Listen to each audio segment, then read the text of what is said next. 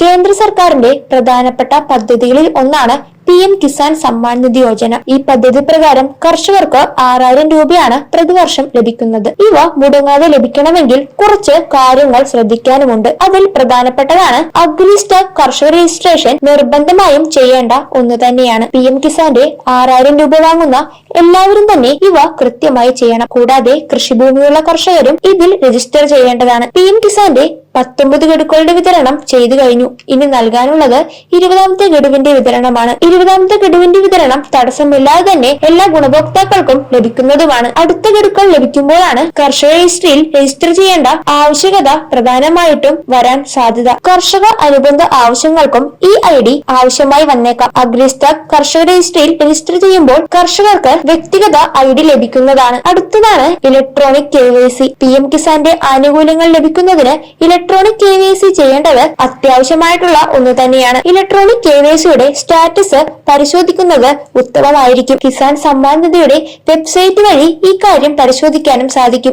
KYC ഒക്കെ വന്നിട്ടുണ്ടോ എന്ന് ഇതിലൂടെ കാണാൻ സാധിക്കും. അങ്ങനെ വന്നിട്ടുണ്ടെങ്കിൽ വീണ്ടും KYC ചെയ്യേണ്ടതാണ്. ഇക്കാര്യം കൃത്യമായി ചെയ്താൽ മാത്രമേ PM കിസാന്റെ ആനുകൂല്യം ലഭിക്കുകയുള്ളൂ. കൂടാതെ ആധാർ കാർഡ് ബാങ്ക് അക്കൗണ്ടുമായി സീഡ് ചെയ്തിട്ടുണ്ടോ എന്നും പരിശോധിക്കേണ്ടതുണ്ട്. ലാൻഡ് സീഡിങ്ങും ചെയ്തിട്ടുണ്ടോ എന്ന് പരിശോധിക്കണം. PM കിസാന്റെ 6000 രൂപ കർഷകരുടെ അക്കൗണ്ടുകളിലേക്ക് നേരിട്ടാണ് എത്തുന്നത്.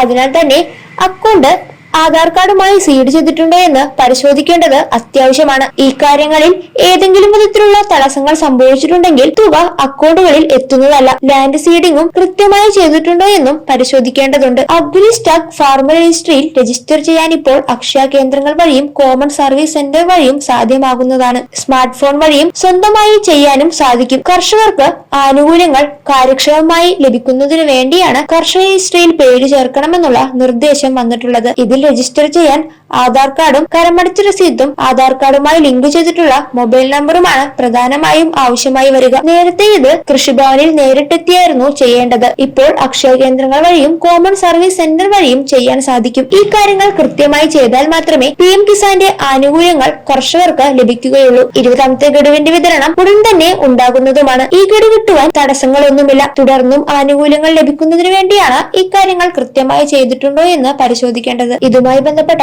കൂടുതൽ വിശദാംശങ്ങൾ ശരിയായ രീതിയിൽ തന്നെ മനസ്സിലാക്കിയതിനു ശേഷം ഈ കാര്യങ്ങൾ കൃത്യമായി ചെയ്യുക. PM കിസാന്റെ ആനുകൂല്യം കിട്ടുന്നവരും സ്വന്തമായി കൃഷിഭൂമി ഉള്ളവരും കർഷക രജിസ്ട്രിയിൽ പേര് ചേർക്കേണ്ടത് അത്യാവശ്യമാണ്. എല്ലാ കാര്യവും കൃത്യമായി മനസ്സിലാക്കിയതിനു ശേഷം ശരിയായ രീതിയിൽ തന്നെ ചെയ്യുക.